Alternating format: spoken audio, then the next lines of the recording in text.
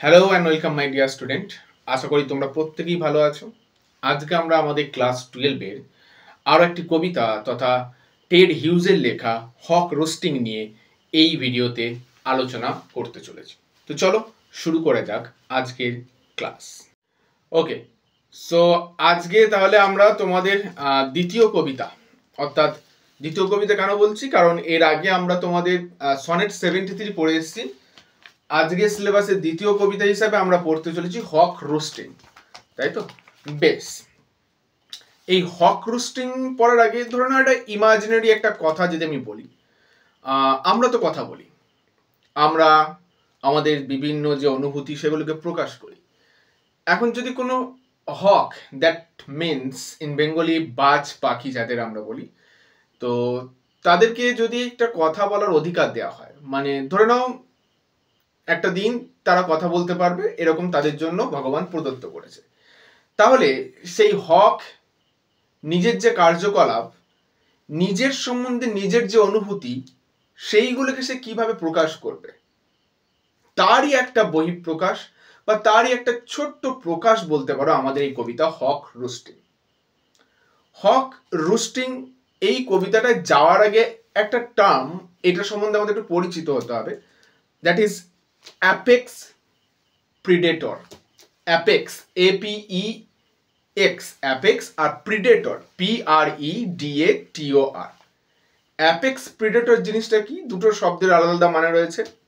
Apex মানে হচ্ছে গিয়ে টপ, যাকে বলা হয় সর্বোচ্চ, অ্যান্ড প্রিডেটর শব্দের অর্থ হলো শিকারী। তাহলে বাংলায় যদি পুরোটা মানে করি, সর্বোচ্চ শিকারী, এই শব্দটার সঙ্গে পরিচিত হতে হবে। এবার আমরা প্রত্যেকেই বায়োলজি পড়ে এসেছি এবং অবশ্যই ক্লাস 9-10 থেকেই আমরা সেই খাদ্য শৃঙ্খল বা খাদ্য জাল এই ব্যাপারটার সঙ্গে আমরা প্রত্যেকে পরিচিত।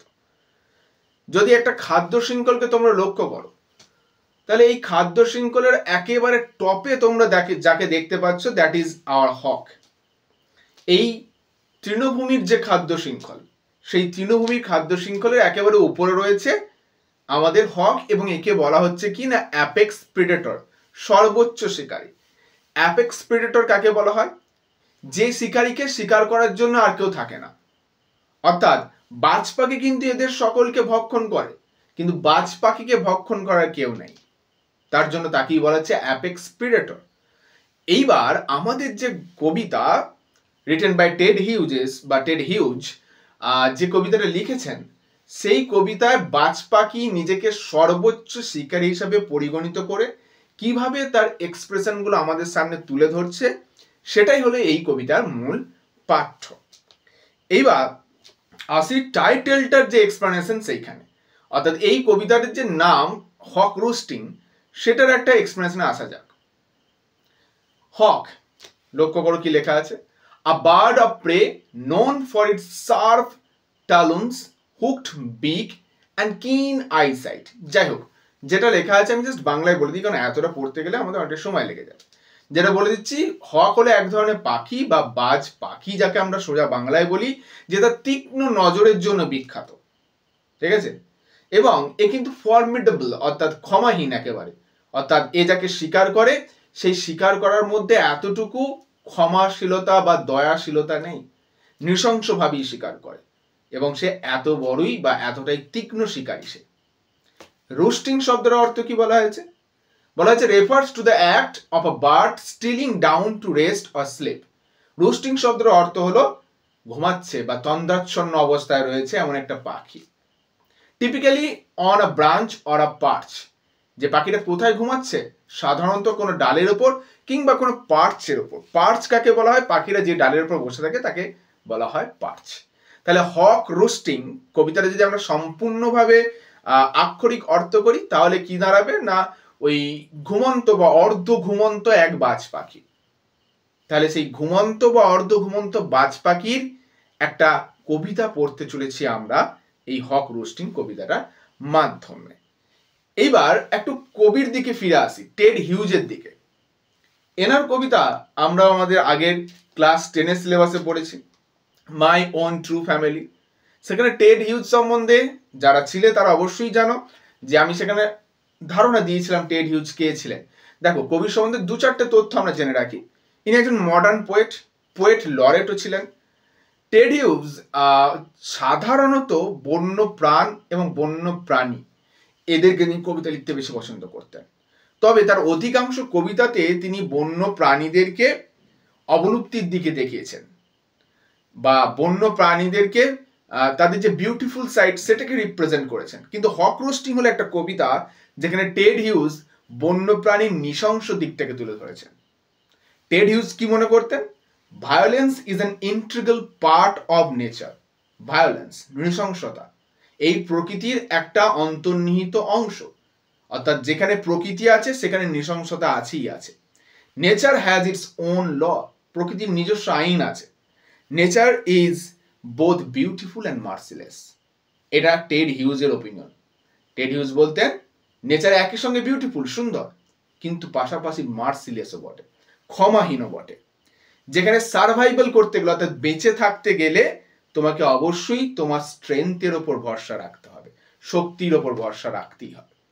এইবার আমরা দেখবে সেই বিভিন্ন রকম চ্যানেলগুলোতে, ওই যে ওয়াইল্ড লাইফ যে চ্যানেলগুলো হয়, ডিসকভারি বা অ্যানিম্যাল প্ল্যানেট বলে যে চ্যানেলগুলো আছে, সেইগুলোতে যখন আমরা দেখি কোনো বাঘ হরিণকে শিকার করছে, আমরা ওই হরিণটার প্রতি সিম্প্যাথেটিক হই, আহা বেচারি বাঘটাকে শিকার করছে। বাট আমরা ভুলে যাই ওই বাঘটা যদি হরিণটাকে শিকার না করে তাহলে ওই বাঘটাও তো বাঁচবে না। সুতরাং বাঘটার ওই হরিণটাকে শিকার করাটা একটা ন্যাচারাল ইনস্টিংক্ট, এর মধ্যে কিন্তু কোনো পাপ নেই। আমরা মানুষরা সেটাকে তকমা দিচ্ছি পাপ হিসাবে, কিন্তু তার থেকেও বড় পাপ তো আমরা করি। অথচ সেই পাপটাকে ঢাকার জন্য আমরা সেগুলোকে নানান অজুহাতে ঢাকি। সেই কথাটাও দেখবে বাজ পাখি বলছে, আমরা দেখতে পাবো এই কবিতাটার মধ্যে। কিন্তু এটা প্রকৃতির নিয়ম, একে অপরকে শিকারের মাধ্যমে, খাদ্য শৃঙ্খল গঠনের মাধ্যমেই প্রকৃতি বেঁচে থাকবে, এটাই প্রকৃতির নিয়ম। যে কারণে এই নিয়মটাকে বজায় রাখার ক্ষেত্রে আমাদের যে হক বা বাজ পাখি, তার কি ওপিনিয়ন, এই যে প্রকৃতির নিয়ম, প্রকৃতি একে অপরকে শিকার করে মাধ্যমে বেঁচে থাকা, এই যে জিনিসটা, এই বিষয়ে হকের কি ওপিনিয়ন, সেটা এই কবিতায় টেড হিউজ বর্ণনা করেছেন। এইবার টেড হিউজকে একবার কোনো এক সাক্ষাৎকারে জিজ্ঞেস করা হয়েছিল। অনেকে এই কবিতাটাকে ডিফারেন্ট অ্যাঙ্গেলে বর্ণনা করে থাকেন বা এক্সপ্লেন করে থাকেন। কি অ্যাঙ্গেল? টেড হিউজ কবিতা যখন লিখছেন, সালটা 1960 যখন পাবলিশ হচ্ছে, এটা একটু নোট করে রাখবো, 1960, 1960। কোন বইয়ে পাবলিশ হয়েছিল আমি আসছি, আগে সালটা বললাম কারণ আমরা আইডিয়া করতে পারবো যে সেই সময় সবে সবে দ্বিতীয় বিশ্বযুদ্ধ সম্পন্ন হয়েছে, এবং দ্বিতীয় বিশ্বযুদ্ধ সম্পন্ন হবার পর গোটা বিশ্বজুড়ে যে একনায়কতন্ত্র ক্ষমতাগুলোর যে আধিপত্য, দাপাদাপি, সেগুলো কিন্তু মানুষ তখন লক্ষ্য করে এসেছে। একনায়কতন্ত্র, ফ্যাসিস্ট যে মেন্টালিটি, হ্যাঁ, যাদেরকে প্রিডেটর বলা হচ্ছে। অনেকে এই কবিতাটাকে ইন্টারপ্রেট করে থাকেন যে টেড হিউজ এই হকের আড়ালে সেই একনায়কতান্ত্রিক যে সমাজ ব্যবস্থা বা একনায়ক যারা ছিলেন তাদেরকে সমালোচনা করেছেন। আইরনিক্যালি তাদের সমালোচনা এই কবিতায় তুলে ধরেছেন। কিন্তু টেড হিউজ তার ব্যক্তিগত সাক্ষাৎকারে বা একটা ইন্টারভিউতে নিজে বলেছিলেন যে না, এই কবিতাটার সঙ্গে এই একনায়কতন্ত্রবাদের কোনো সম্পর্ক নাই, এটা নিতান্তই একটা বাজ পাখির কবিতা। বাট আমরা জানি না তিনি কতটা সত্য কথা বলেছিলেন। এইবার পরবর্তী পয়েন্টে আমরা যদি আসি, এই যেটা বললাম যে কত সালে এবং কোন বই থেকে নেওয়া হয়েছে এটা লিখে রাখো, আমি এটা নোট করে রেখেছি, তোমাদের একটু বলে দিই। যেটা হচ্ছে গিয়ে লিখে রাখো, taken from poet's second book, taken from poet's second book, quotation দিয়ে লিখে রাখো বইটার নামটা, LUPERCAL,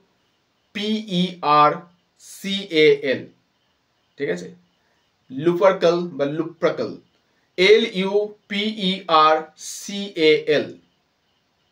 এবং এটা পাবলিশ হয়েছিল কত সালে? 1960 সালে, 1960। ওকে, বেশ। পাশাপাশি এই কবিতাটার ফার্স্ট পার্সন ন্যারেটিভে লেখা। ফার্স্ট পার্সন ন্যারেটিভ মানে এই কবিতায় দেখবে হক নিজেকে আই বলে সম্বোধন করছে, অর্থাৎ হকই কিন্তু পুরো কবিতাটাকে পাঠ করছে। ফার্স্ট পার্সন ন্যারেটিভে লেখা।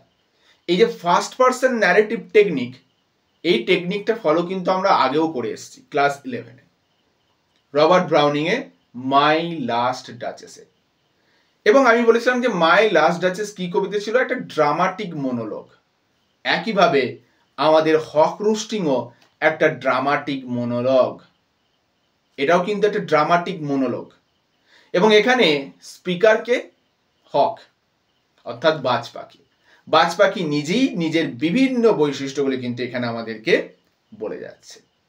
ঠিক আছে, তাহলে কবিতায় পৌঁছানোর আগে কবিতা সম্বন্ধে ছোটখাটো কয়েকটা তথ্য এগুলো ছিল।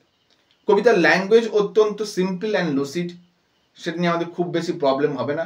জাস্ট সামান্য একটা দুটো শব্দ আমাদের নতুন লাগবে, বাদ বাকি সমস্ত শব্দই আমাদের পরিচিত। এবং কবিতাটাকে আমরা দুটোভাবেই ইন্টারপ্রেট করব, সিম্পলি হকের দৃষ্টিভঙ্গি দিয়ে, পাশাপাশি দ্বিতীয় বিশ্বযুদ্ধের প্রেক্ষাপটকে সামনে রেখেও বিচার করব। কবিতায় আসি এবার। টেক্সট ওয়াইজ, লাইন ওয়াইজ আমি আসবো পরপর। প্রত্যেকে হাতে পেন ধরে রাখবে, যেখানে নোট করা নোট ডাউন করবে। প্রথম লাইনে কি বলা হচ্ছে দেখো, I sit in the top of the wood, my eyes closed, in action. এবার প্রথম লাইনেই কবি ফার্স্ট পারসন ন্যারেটিভ টেকনিকটাকে প্রকাশ করে দিলেন। বলছেন I sit in the top of the wood, আমি বসে থাকি জঙ্গলের শীর্ষে, জঙ্গল বা গাছ বলো, গাছের শীর্ষে। কথাটা বলছে কে? হক। এইবার এই যে উড শব্দটা, টপ অফ দ্য উড, এই যে টপ অফ দ্য উড, এই ফ্রেজটার মধ্যে অর্থাৎ টপ শব্দটা বেসিক্যালি এটা ডাবল মিনিং রয়েছে। টপ বলতে তো আমরা বেসিক্যালি বুঝতে পারছি গাছের টপ, লিটারালি মিনিং। পাশাপাশি যদি একটু আগে যে আমি তোমাদের ছবিটা দেখালাম, ফুড চেইনটা বা ফুড সার্কেলটা যদি লক্ষ্য করো, তাহলে দেখতে পাবে কি যে top of the food circle বা টপ অফ দ্য ফুড চেইনেও রয়েছে কিন্তু হক। তাহলে এখানে টপ অফ দ্য উড এই কথাটার দ্বারা বা টপ শব্দটার দ্বারা দুটো জিনিসকে ইঙ্গিত করে। এক, top of the wood, and secondly top of the chain, food chain, খাদ্য শৃঙ্খলের উপরে অবস্থান করছে। মাই আইজ ক্লোজড, ওই যে রোস্টিং শব্দটার মধ্যেই তো রয়েছে, রোস্টিং মানে ঝিমোনো। তাহলে বাজ পাখি শুরুতেই পরিষ্কার করে দিল যে আমার চোখগুলো বন্ধ আছে, অর্থাৎ এটা কিসের ইঙ্গিত? সে রিল্যাক্সড এবং হি হ্যাজ নো থ্রেট, তার কোনো ভয় নাই। কারণ খাদ্য শৃঙ্খলে ভয় কাদের থাকবে? যারা নিচে অবস্থান করবে, তাই না? সাপ, ব্যাং, ফড়িং এদের ভয় থাকবে যে হ্যাঁ আমাদেরকে কেউ না কেউ খেতে পারে, কিন্তু বাজ পাখিতে কোনো ভয় নাই, আমাকে কেউ হত্যা করতে পারবে না, আমাকে কেউ ভক্ষণ করতে পারবে না, সুতরাং সে রিল্যাক্সড। ইনঅ্যাকশন, ইনঅ্যাকশন মানে কর্মহীন যাকে বলা যায় বাংলা, সোজা বাংলায় বললে, অর্থাৎ সে যেন একেবারে শিথিল ভাবে, এখানেও সে রিল্যাক্সেশনই কি বোঝাচ্ছে, অর্থাৎ একেবারে আরাম করে সে বসে আছে। Naturally sit on the top যাকে বলা যায়। নো ফলসিফাইং ড্রিম, এখানে একটা শব্দ প্রয়োগ করা হয়েছে ফলসিফাইং। ফলসিফাইং মানে মিথ্যা যাকে বলে। তাহলে বাজ পাখি বলছে আমার মধ্যে কোনো মিথ্যা স্বপ্ন নেই। দেখো বাজ পাখি মিথ্যা স্বপ্ন দেখে না, মিথ্যা স্বপ্ন দেখে কারা? People dream the false dream but not the hawk. বাজ পাখি দেখে না, আমরা মানুষেরা কিন্তু ফলস ড্রিম দেখি, যাকে আমরা দিবা স্বপ্ন বলে থাকি কাইন্ড অফ, তাই তো? কিন্তু বাজ পাখি এমন কোনো স্বপ্ন দেখে না যেটা অবাস্তব। মানুষ অবাস্তব স্বপ্ন দেখে এবং দেখাতে ভালোবাসে, কিন্তু বাজ পাখি না অবাস্তব স্বপ্ন দেখে না অবাস্তব স্বপ্ন দেখায়। আমরা গোটা কবিতা জুড়ে দেখতে পাবো বাজ পাখি অলওয়েজ স্ট্রেইট অ্যান্ড ফরওয়ার্ড। তারপর কি বলা হচ্ছে দেখো, between my hooked head and hooked feet, or in sleep rehearse perfect kills and eat. এবার বলছে between my hooked head and hooked feet, অর্থাৎ বাজ পাখিটা তার মাথাটা নামিয়ে ঝিমুচ্ছে। তার মাথাটা কোথায় রয়েছে? হুকড মানে মাথাটা হুকড অর্থাৎ ঝুঁকে রয়েছে। তার মাথাটা কোথায়? না হুকড ফিট, ওই যে তার যে পা গুলো সেগুলো হুকের মতো, অর্থাৎ হুক জিনিসটা কি কাজ কি করে না কোনো কিছুকে আঁকড়ে ধরে রাখে। তাহলে যে কোনো পাখিরই পা দেখে আমরা হুকড হয়, কিন্তু বাজ পাখির পা আরো দৃঢ় হয়, কঠোর। তাহলে এখানে এই যে হুক শব্দটার দ্বারা প্রয়োগ করার দ্বারা আরো জোর দেওয়া হলো। কি জোর দেওয়া হলো না ওই তার ফিজিক্যাল অ্যান্ড মেন্টাল অ্যাবিলিটি। মাথাতে যে হুক শব্দ প্রয়োগ করা হলো তার মানে এটা নয় যে তার মাথাটা বাঁকা। এই হুক শব্দটার দ্বারা প্রয়োগ করে তার বলা হলো যে তার মেন্টাল এবিলিটিটাও strong, like the ability of his physical strength. তার ফিজিক্যাল স্ট্রেংথটা প্রকাশ করছে কে? তার পা গুলো। তার পা গুলো হুকড, এটার দ্বারা প্রকাশ পাচ্ছে তার ফিজিক্যাল স্ট্রেংথ। তার মাথাটা হুক, এর দ্বারা প্রকাশ পাচ্ছে তার মেন্টাল স্ট্রেংথ। তাহলে এই লাইনটার দ্বারা কবি বাজ পাখি মেন্টাল এবং ফিজিক্যাল দুটো স্ট্রেংথকেই প্রকাশ করলেন। Or in sleep rehearse perfect kills and eat. ওই যে বললো না, বাজ পাখি বললো আমি কোনো ফলস ড্রিম দেখি না। দেখো বাজ পাখি স্বপ্নের মধ্যে কি করেছে, রিহার্স করে, প্র্যাকটিস করে, যাকে বলি কি প্র্যাকটিস করে, পারফেকশন, অর্থাৎ কিভাবে কোন একটা প্রাণীকে সে কত পারফেক্টলি হত্যা করবে এবং কত পারফেক্টলি খাবে। তাহলে এই লাইনটার মধ্যে একটা মার্সিলিয়াস ভাব দেখতে পাচ্ছি, ক্ষমাহীন ভাব। দেখো কেউ স্বপ্নের মধ্যে খুন করার স্বপ্ন দেখছে, কারণ বাজ পাখির কাছে ওটা নর্মাল, আমার কাছে তোমার কাছে দ্যাট ইজ আ মার্ডার, কিন্তু বাজ পাখির কাছে ওটাই তার খাবার ধরন। আমরাও যেমন ভাত মুড়ি অন্যান্য শাকসবজি খাচ্ছি, তেমনি বাজ পাখিও ওইভাবেই খায়, ওটাই তার বাস্তব জিনিস এবং ওটাই তার বেঁচে থাকার টেকনিক। তাই তার কাছে এটা কোনো ভুল নয়। তাই বাজ পাখি যখন স্বপ্ন দেখে সে কোনো ফলস ড্রিম দেখে না, সে স্বপ্ন দেখে সে তার শিকারকে কত পারফেক্টলি শিকার করতে পারবে, বরং বলা যায় স্বপ্নে সে আরো ভালো করে প্র্যাকটিস করে শিকার করা। এটা গেল ফার্স্ট স্ট্যাঞ্জা। বলেছিলাম খুবই সাধারণ একটা কবিতা, অবশ্যই ভেতরে অন্তর্নিহিত অর্থ আছে। যদি ফার্স্ট স্ট্যাঞ্জাটা তোমরা একটু ইনার মিনিং এর দিকে যাও বা দ্বিতীয় বিশ্বযুদ্ধের প্রেক্ষাপটে যদি বিচার করো, তাহলে দেখতে পাবে এই বাজ পাখিকে যদি আমরা ওই একনায়কতান্ত্রিক যে নেতাগুলো বা একনায়কদেরকে আমি ধরে নিই, তাহলে দেখবে তাদের ইন্টেনশনটাও ঠিক এরকমই ছিল। তারা কিন্তু কখনোই ফলস ড্রিম দেখতো না, অর্থাৎ তারা শিকারটার প্রতি লক্ষ্য রাখতো, ক্ষমতার প্রতি তারা লক্ষ্য রাখতো, যে কোনো মূল্যে তারা ক্ষমতা পেতে চাইতো, সে হত্যাকারী হোক বা যেভাবেই হোক, যেমনটা বাজ পেতে চায়। এর পরের স্ট্যাঞ্জায় আসে। দেখো আমাদের সেকেন্ড ওয়ার্ল্ড ওয়ারের পার্সপেক্টিভে অত বিচার করার দরকার নেই, কারণ যেহেতু কবি নিজেই এটা অস্বীকার করেছে। বেশ, তারপর কি বলছে দেখো, the convenience of the high trees, the air's buoyancies and the sun's rays are of advantage to me. The convenience মানে সুবিধা, অ্যাডভান্টেজ যাকে আমরা বলি, of the high trees, উঁচু উঁচু গাছগুলোর সুবিধা। অর্থাৎ বাজ পাখি বলতে চাইলো গাছগুলো উঁচু হয়েছে আমার সুবিধার জন্য। The air's buoyancy and the sun's rays are of advantage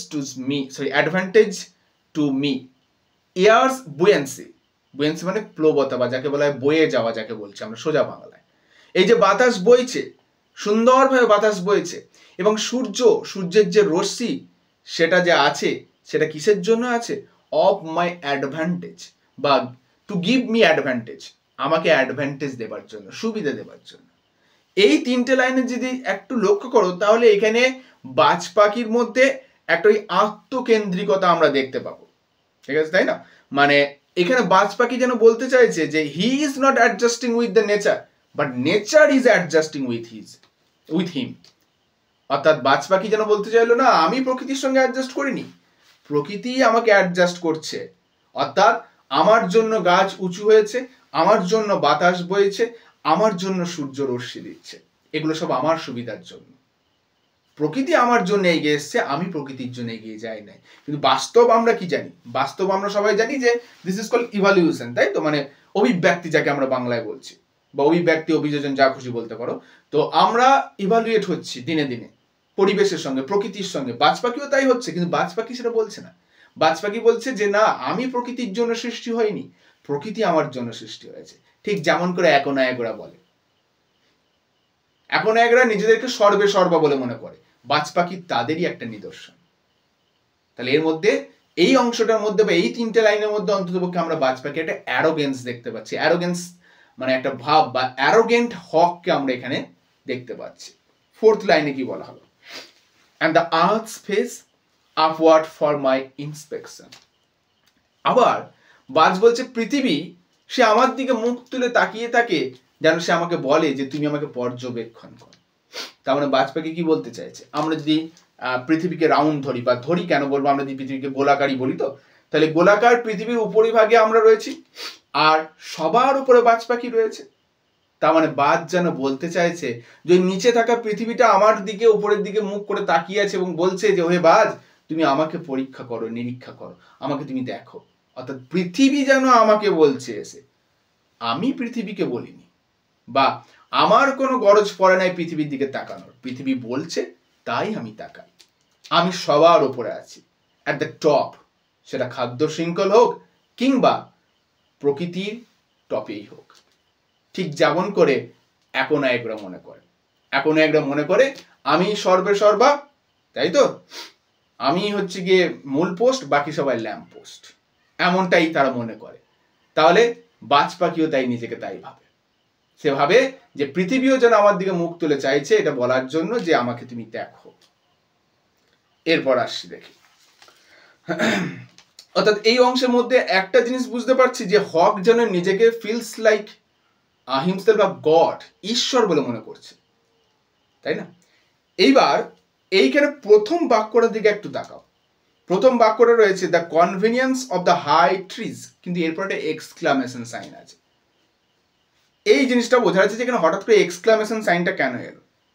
এই এক্সক্লামেশন সাইনটা যেন প্রকাশ করছে যে হক অর্থাৎ বাজ পাখি নিজেকে ঈশ্বর রূপে ফিল করে কতটা আনন্দিত হচ্ছে, তার এই সুপ্রিমেসির জন্য সে উৎফুল্ল হয়ে গেছে, যার জন্য তার সেই আবেগটা প্রকাশ করতে কবি এখানে এক্সক্লামেশন সাইনটা দিয়েছে। তাই এই সামান্য জ্যোতিচিহ্নের কিন্তু অনেক গুরুত্ব আছে। এই এক্সক্লামেশন সাইনটা দেওয়া হয়েছে টু এক্সপ্রেস হকস ইনার জয়, হকের ভিতরের যে আনন্দ, যে হ্যাঁ I am the supreme power, I am like a god, আমি ঈশ্বরের মতো, এই যে ভাবনা চিন্তা, সেটাকে প্রকাশ করার জন্যই কিন্তু ফার্স্ট লাইনে এক্সক্লামেশন সাইনটাকে দেয়া হলো।